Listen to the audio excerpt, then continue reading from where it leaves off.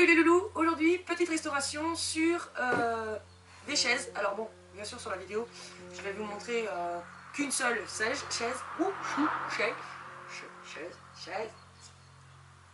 Bien sûr sur la vidéo, aujourd'hui je vais vous montrer qu'une seule chaise. C'est des mots comme ça, comment dire, faudrait pas qu'ils existent. Vous savez le mot, vous n'arrivez jamais à dire. Mais moi c'est je vais à la pêche, je vais à la pêche, je vais pêcher. Ou alors, là encore ça va, je trouve que je l'ai pas mal dit. Ah ouais, c'est quand on dit sèche, ça va sécher. Ah, ça va sécher. Bref, ça va sécher. Ça m'embête parce que là il va falloir que je le dise tout à l'heure. Parce qu'une fois qu'on aura nettoyé les chaises, il va falloir les laisser sécher. Ouh, j'ai réussi, boulot. Soit, on verra tout à l'heure si j'arriverai à vous le ressortir. Donc aujourd'hui, bien sûr, ça va être la restauration des chaises. On va y arriver, hein. La vidéo va être compliquée, moi je vous le dis. Donc, on va, pour ça, pour la restauration de cette petite chaise, nous allons nous servir d'une petite technique que je ne connais pas et que j'aimerais bien vous faire découvrir. Et que pour le coup, nous allons découvrir ensemble. Cette technique va nous aider dans un premier temps avant de poncer, ce qui va éviter des très forts ponçages, c'est d'enlever restes de vernis, de cire éventuelle, autre chose comme ça. Alors les peintures, non, bien sûr que non. Mais tout ce qui est cire, ancien vernis, on arrive à enlever une grosse quantité, ce qui fait qu'à chaque fois qu'on ponce, la plupart du temps, on encrasse le papier à poncer avec éventuellement les anciennes cires, la crasse en même temps, les éventuels vieux vernis qu'il peut y avoir et autres, les teintes aussi, il y a certaines teintes. Donc enfin voilà, on va essayer de nettoyer tout ça et essayer de poncer tout ça. Je pense que ça sera toujours mieux que de poncer directement, parce qu'à chaque fois ça encrasse les papiers à poncer et ça met énormément de temps. Donc pour cela, je vais vous montrer la petite tambouille qu'il va falloir qu'on se prépare. J'enlève la chaise quand même. Alors, dans un premier temps, on a besoin d'un seau, parce qu'il va falloir qu'on mette de l'eau dedans. Petite brosse pour brosser, donc moi j'ai pris celle-ci parce que je la trouve bien pratique pour la chaise, vu comment elle est faite. Alors cette technique-là, bien sûr, elle existe aussi pour tout ce qui est meuble qui a été verni, ciré, etc. Tous les meubles dans ce genre-là, cette technique, ça passe. Les tables, des tables anciennes, tables en bois, cirées, vernis, etc. Ça peut même permettre de les nettoyer sans forcément tout de suite passer au papier abrasif. Donc, pour ça, il va nous falloir donc la petite brosse, le seau, la cuillère, une cuillère à soupe, hein, classique, et une bouteille d'eau d'1 litre vide qui va nous permettre de faire le dosage. Voilà. Ensuite, en produit, il va nous falloir de l'ammoniac alcaline. Donc c'est décapage, décape et dégraisse, détache les tissus, ravive les couleurs. Textile, carrelage. Je ne connais pas trop ce produit, c'est la première fois que je m'en sers. Il me semble que je m'en suis servi, mais il y a très longtemps, et je ne suis pas sûre que ce soit celui-là. Donc il va falloir se servir de ce produit-là. Je répète, c'est ammoniac alcaline. Donc de toute façon, tous les produits et les dosages, je les mettrai en description sous la vidéo pour que bien sûr vous ayez la totalité des produits que je me sers avec le dosage. Donc vous inquiétez pas, ça ne sera pas inscrit dans la vidéo, mais ça sera en description sous la vidéo.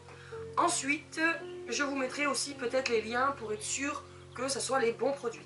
Après le lien, moi j'ai rien du tout sur les liens, hein. C'est juste pour... moi je sais qu'il y a des fois, j'aime bien voir le lien, ça me permet de voir si c'est bien le produit que je pense, parce que des fois juste le nom, ça ne dit pas grand chose, et il y a des fois il y a différentes marques et après on ne sait plus trop. Donc, alors moi ces produits là, je les ai trouvés chez Monsieur Bricolage, vous les trouvez chez Monsieur Bricolage, j'ai perdu son nom, l'autre,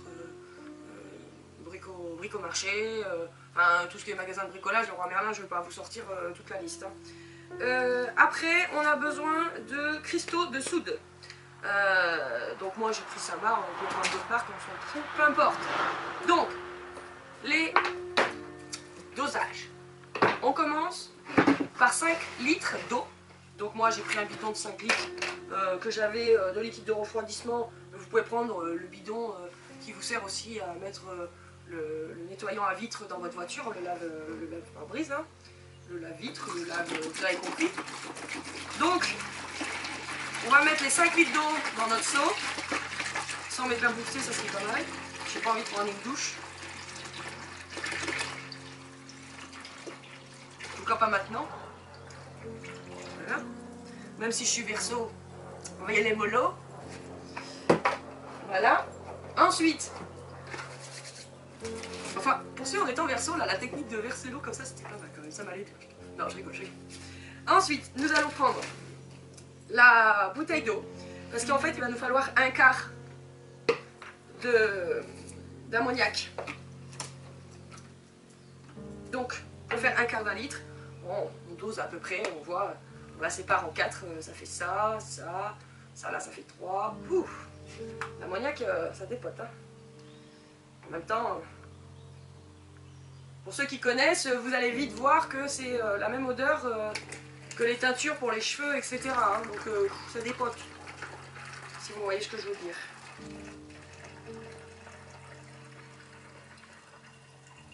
Après, je vous dirais pas de vous en mettre sur les cheveux pour vous faire une mèche blonde, je suis pas sûre que ça fonctionne. Hein.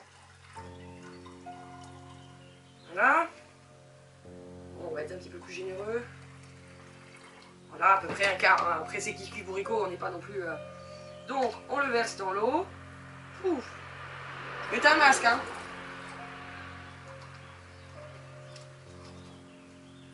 Bon, le problème, c'est que si je mets le masque, vous m'entendez plus. Voilà. On va fermer ça.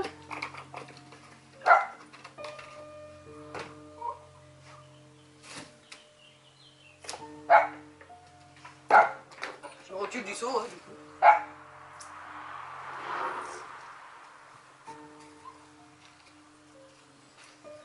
Je vais ouvrir par-dessus pour arriver quand même à prendre les cuillères dont j'ai besoin.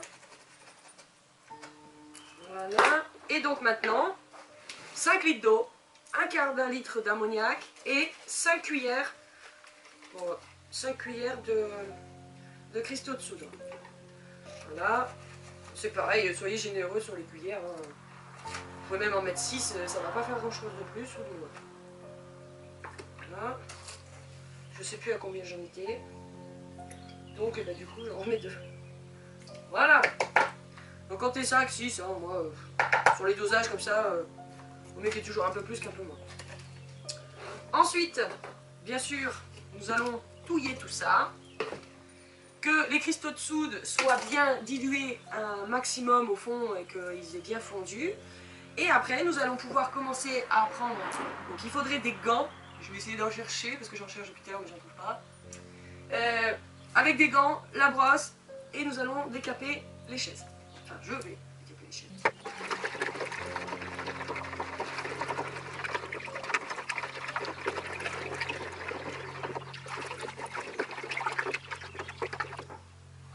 Alors personnellement, j'ai pas envie de faire une vidéo pour vous rappeler le Covid parce que on est jusque là, mais il faut prendre un masque.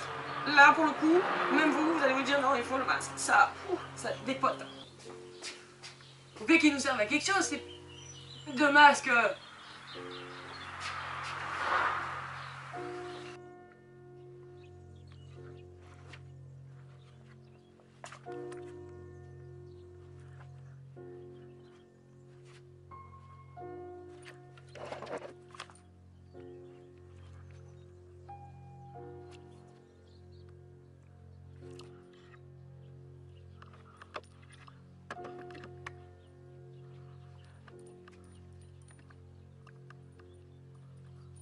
Donc, un petit souci de caméra bien sûr, encore une fois, mais c'est pas grave parce que de toute façon, j'ai décapé toutes les chaises avec le mélange qu'on a fait effectuer ensemble, sauf que je voulais vous montrer que par endroits, je n'ai pas frotté assez et on peut voir, alors sur celle-ci très peu, on voit quand même qu'elle est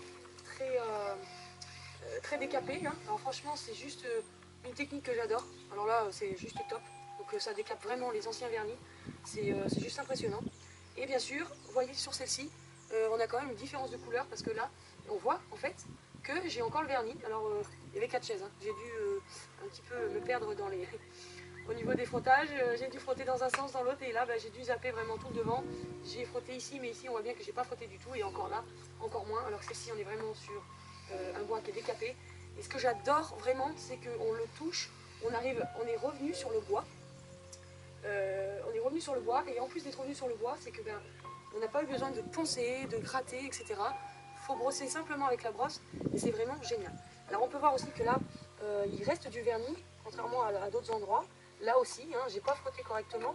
Alors je me suis aperçue que en frottant avec le produit, donc j'en ai préparé d'autres, et je vais en repasser une couche, je vais encore les renettoyer, que quand on commence à passer la brosse et le produit, alors l'effet chimique, je pense que le produit doit apporter, ne réagit pas forcément beaucoup aussitôt. Il met un petit peu de temps et après on voit un petit peu que ça peluche, on a l'impression que le bois fait une sorte de peluche, et en fin de compte, c'est simplement le vernis qui fait une sorte de peluche. Hein. Et c'est là où on voit que ça s'en va. Donc j'ai rattrapé un petit peu toutes les chaises parce que dans certains endroits, les angles, les arrondis, j'ai pas frotté partout. Donc j'ai pas envie de m'embêter à être obligée d'enlever le vernis après avec l'émail de fer. Donc je vais essayer de reprendre. Donc celle-ci elle est plus ou moins parfaite. C'était la première, donc j'ai dû passer partout. C'est plus ou moins pas mal, à part ici, mais bon, pas non plus chercher la petite bête. Hein. Les pieds, il faut quand même que je les refasse devant. Et là, vous voyez, on peut voir la différence. Comme je veux quand même que la teinte de mes chaises, leur couleur d'origine, je veux quand même que ça soit uni parce que je vais les laisser couleur bois en leur remettant une cire. Si ça aurait été éventuellement pour pouvoir repeindre ou faire autre chose, bon, on aurait pu dire bon, c'est pas très grave. Mais là, j'aimerais vraiment qu'elle soit un peu comme celle-ci où partout on retrouve un peu la même couleur. Donc je vais bien refrotter partout pour enlever le reste des anciens vernis que j'ai oubliés par endroits, les re-rincer et par la suite les relaisser sécher.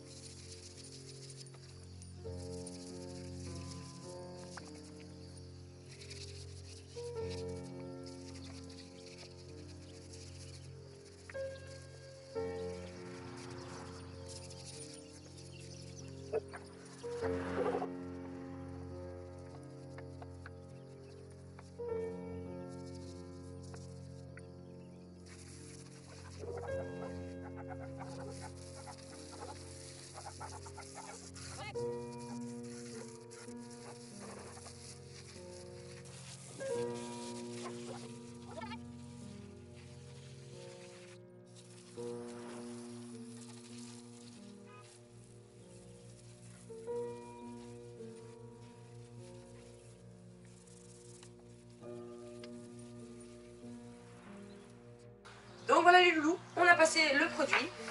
Bon, moi une deuxième fois, mais je m'aperçois qu'on a toujours des endroits où il y a encore du vernis. Alors je pense que soit c'est parce qu'il y a eu plusieurs couches de vernis à certains endroits, surtout au niveau des pieds.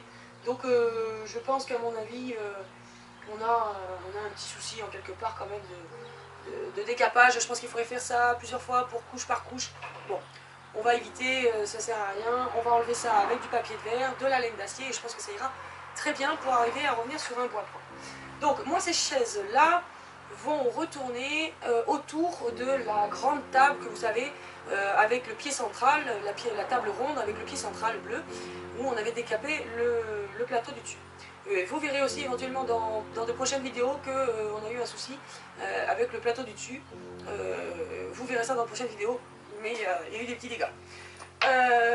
Donc là, après par la suite, je passe la cire, donc comme ça ira sur la table ronde. Cire chêne clair, hein, comme je me sers habituellement, la cire des trois frères. Et par-dessus, on va reposer un tissu bleu qui ira avec le pied de la table. Donc là, c'est pareil, je vais vous montrer ça. On va enlever le petit liseré, on va poser le tissu bleu bien dessus, agrafer dans un premier temps pour bien le mettre en position. Et après, tout autour, on ira faire une finition au clou, aux pointes, clou de tapissier. C'est bien ça, clou de tapissier, s'il vous plaît. Voilà, allez c'est parti pour le petit ponçage. Alors au niveau du ponçage, il ne faut surtout pas oublier qu'il faut toujours aller dans le sens de la fibre du bois. Donc si on va dans l'autre sens, on risque de rayer le bois et du coup ça va faire des traces, on les verra, ces rayures, quand on mettra de la cire. Si on peint, c'est pas important. Si on peint pas, et qu'on met de la cire, alors là surtout pas, vraiment prendre dans le sens du bois. Donc vous voyez, quand on arrive ici, dans ce coin là, en fait, il faudrait arriver à poncer comme ça. Alors c'est souvent une fois assez dur. Et alors ce que je peux vous conseiller, c'est de faire des petits ronds. Ça peut éviter les traces des cassements de fibres sans trop appuyer et essayer après de revenir dans ce sens-là. Mais moi, pour arriver à décaper, hop, on fait des tout petits ronds comme ça et on arrive à décaper la partie qui est plus ou moins gênante.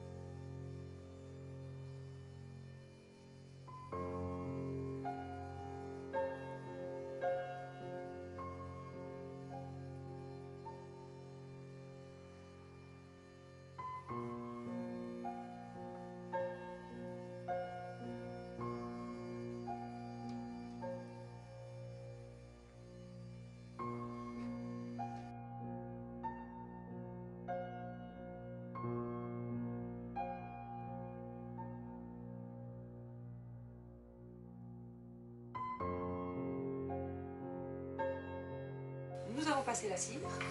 Voilà pour cette chaise. Elle revient quand même, je dirais, sur une teinte quand même plus ou moins correcte.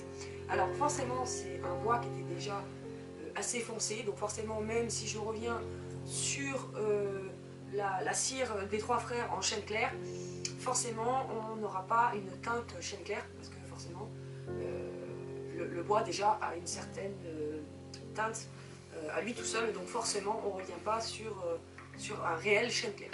Mais le fait de mettre quand même cette cire en chêne clair, on garde quand même le bois, on ne va pas le foncer et du coup il va quand même rester sur sa couleur naturelle. Bon. Là maintenant, nous n'avons plus qu'à passer sur la restauration maintenant du dessus de la chaise. Voilà les loulous, donc dans cette vidéo vous aurez pu voir comment éviter de poncer vos chaises avec le papier abrasif et passer des heures dessus. Vous pourrez voir qu'avec cette technique, le ponçage, même si éventuellement il reste du vernis ou éventuellement d'ancienne cire, Le ponçage est très agréable, je peux vous garantir que franchement c'est une technique qui est top. Ça sera tout pour cette vidéo.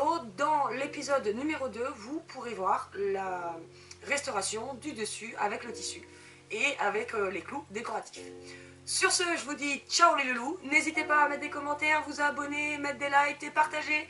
Voilà, merci les loulous. Ciao, bye bye.